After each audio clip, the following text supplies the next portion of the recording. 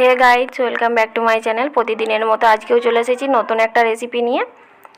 তো সকলেই আপনারা দেখতে পাচ্ছেন যে আজকে কি রান্না হতে চলেছে, দেখেই বুঝতে পারছেন।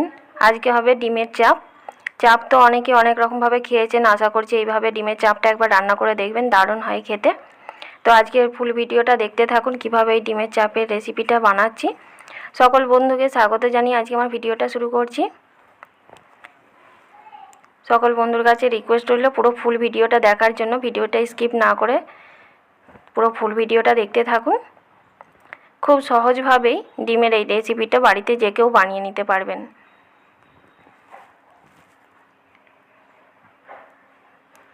তো ডিমের এই রেসিপিটা দেখে বুঝতে পারছেন কতটা দুর্দান্ত হয়েছিল। ডিমের চাপের জন্য এখানে ডিম সেদ্ধ করে নিয়েছিলাম। সেদ্ধ ডিমগুলো ছুরি দিয়ে সাইডটা একটু এইভাবে কেটে নিতে হবে। জাস্ট একটু সাইডটা হালকা করে কেটে নিলেই হবে।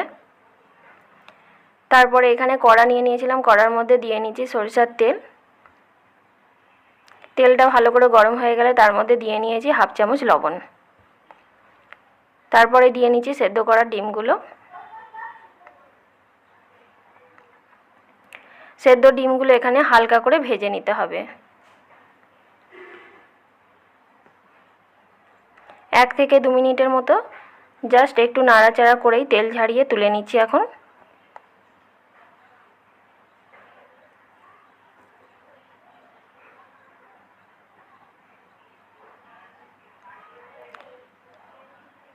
এই তেলের মধ্যে আরও কিছুটা পরিমাণে তেল দিয়ে নিতে হবে। এখানে তেলটা দিয়ে নিলাম। তারপরে এখানে দিয়ে নিচ্ছি পেঁয়াজ। পেঁয়াজগুলো ভালো করে বেরেস্তা করে নিতে হবে। পেঁয়াজ বেরেস্তা করার সময় অবশ্যই একটা কথা মাথায় রাখবেন, পেঁয়াজগুলো কিন্তু সরু মোটা করে কাটলে হবে না। সরু মোটা করে কাটলে সরু পেঁয়াজগুলো কিন্তু আগে লাল হয়ে যাবে এবং মোটা পেঁয়াজগুলো কাঁচা রয়ে যাবে। সেটা হচ্ছে কিন্তু পেঁয়াজ বেরেস্তাটা সমানভাবে হবে না। সমানভাবে পেঁয়াজ বেরেস্তাটা করতে গেলে খুব সুন্দরভাবে পেঁয়াজগুলো একই সমানভাবে কেটে নিতে হবে। এখানে আমি পেঁয়াজগুলো একই সমানভাবে কেটে নিয়েছিলাম পাতলা পাতলা করে, সেই জন্য দেখুন পেঁয়াজ বেরেস্তাটা আমার এখানে কত সুন্দর হয়েছে। আপনারাও ঠিক একইভাবে পেঁয়াজ বেরেস্তাটা করে নেবেন। পেঁয়াজগুলো এখানে ভাজা হয়ে যাওয়ার পর একটা প্লেটের মধ্যে তুলে নিচ্ছি তেল ঝাড়িয়ে। পেঁয়াজ বেরেস্তাগুলো এখানে বেটে নিতে হবে। তারপরে নিয়ে নিয়েছি 2 চামচ পোস্ত আর কয়েকটা কাজু বাদাম, এগুলো খুব ভালো করে বেটে নিতে হবে। তারপরে এই তেলের মধ্যে দিয়ে নিয়েছি কিছু ফোড়ন। গোটা গরম মশলা দিয়ে নিয়েছিলাম, তার মধ্যে দিয়ে নিয়েছি একটা এলাচ থেতো করে নিয়েছিলাম। তারপরে দিয়ে নিয়েছি গোলমরিচ, লবঙ্গ আর একটা দারচিনি। তারপরে দিয়ে নিয়েছি তেজপাতা।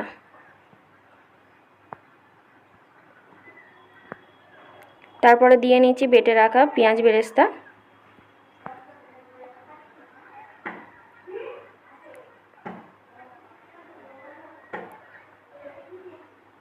এখানে বাটি ধোয়া জলটাও একটু দিয়ে নিচ্ছি মশলাটা পুড়ে না যাওয়ার জন্য। একটু ভালো করে কষে নিতে হবে। তারপরে দিয়ে নিচ্ছি পোস্ত কাজু বাদাম বাটা।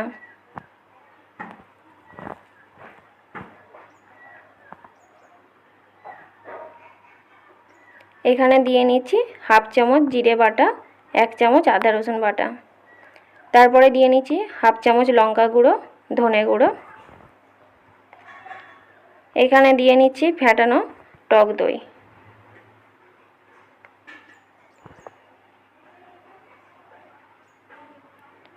সব কিছু মশলা খুব ভালো করে কষে নিতে হবে। এখানে যেহেতু পোস্তটা দেওয়া আছে সেই জন্য নিচেটা তলাটা ধরে যেতে পারে, বারবার খুন্তিটা নাড়াতে হবে।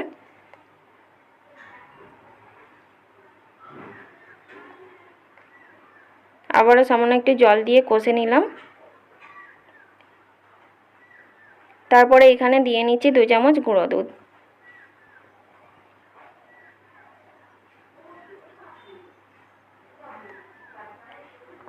মশলা খুব ভালো করে কষানো হয়ে গেলে এরপরে দিয়ে নিতে হবে স্বাদ মতো লবণ।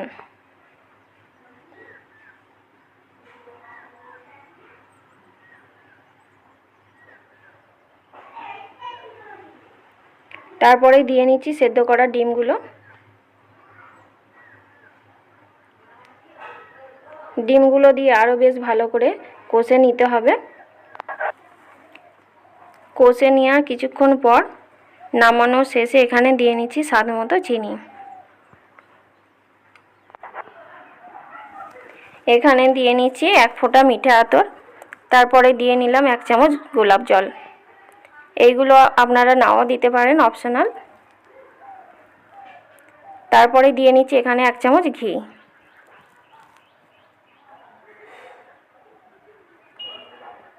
এই সব কিছু দিয়ে আরও বেশ ভালো করে 2-1 বার নাড়াচাড়া করে নিতে হবে।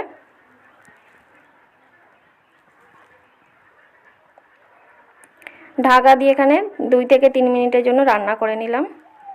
তারপরে এখানে দেখুন ঢাকা খুলে দেখে নিচ্ছি। রান্না থেকে তেলটা যখন এইভাবে উপরে ভেসে আসবে তখনই বুঝতে পারবেন রান্নাটাও বেশ ভালো করে কষানো হয়ে গেছে বা ঠিকঠাক রান্নাটা হয়েছে।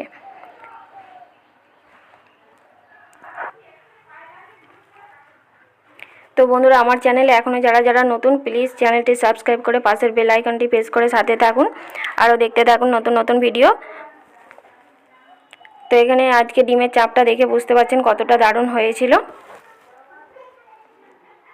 তারপরে এখানে তুলে নিচ্ছি একটা প্লেটে।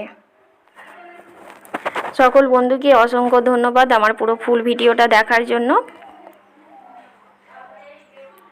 যারা চ্যানেলে নতুন, প্লিজ চ্যানেলটি সাবস্ক্রাইব করে দিবেন, আর বাড়িতে একবার হলেও রেসিপিটা ট্রাই করে দেখবেন, দুর্দান্ত হয়। তো এই রেসিপিটা আপনারা পোলাও ভাত কিংবা সাদা ভাতের সঙ্গেও পরিবেশন করে নিতে পারেন, দারুণ হয় খেতে। আজকে পেখম বাড়িতে ছিল, সেই জন্য ওকে আজকে ভাতের থালিটা একটু এইভাবে সাজিয়ে দিলাম, সেই রকম কিছু ছিল না, জাস্ট এটা দিয়েই দুপুরের লাঞ্চটা শেষ করলো। তো বন্ধুরা, ভিডিওটা ভালো লাগলে লাইক কমেন্ট শেয়ার করতে ভুলবেন না। আজকের মতো ভিডিওটা এখানেই শেষ করছি, দেখা হচ্ছে পরের কোনো ভিডিওয়।